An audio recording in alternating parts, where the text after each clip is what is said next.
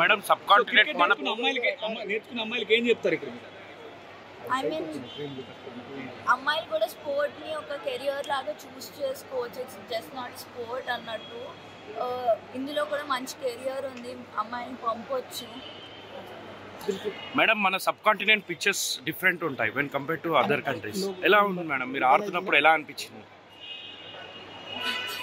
మన India pictures when to compare to Hyderabad కానీ Tamil Nadu hour stadiums కానీ పిక్చర్స్ కానీ డిఫరెంట్ ఉంటాయి. మీరు అక్కడ మ్యాచ్ స్టార్ట్ అయినప్పుడు ఎలా ఉండే మేడం? పిచ్ కండిషన్స్ ఎలా ఉండే? వెదర్ కండిషన్స్ అక్కడ అంటే మేము ఫస్ట్ నుంచి ఆల్మోస్ట్ 1 year నుంచి మేము ప్రాక్టీస్ చేస్తున్నామండి కలిసి. సో మా కోచెస్ మాకు ముందే చెప్పారు ఇట్లాంటి వికెట్స్ ఉంటాయి, ఇట్లాంటి పిక్చర్స్ మేము ఆడతాము అని. సో దాని బేస్ పైన మేము ప్రాక్టీస్ కూడా చేసాము. సో మాకు దానివల్ల చాలా ఈజీ అయింది మాకు ఆడతాం. ఓకే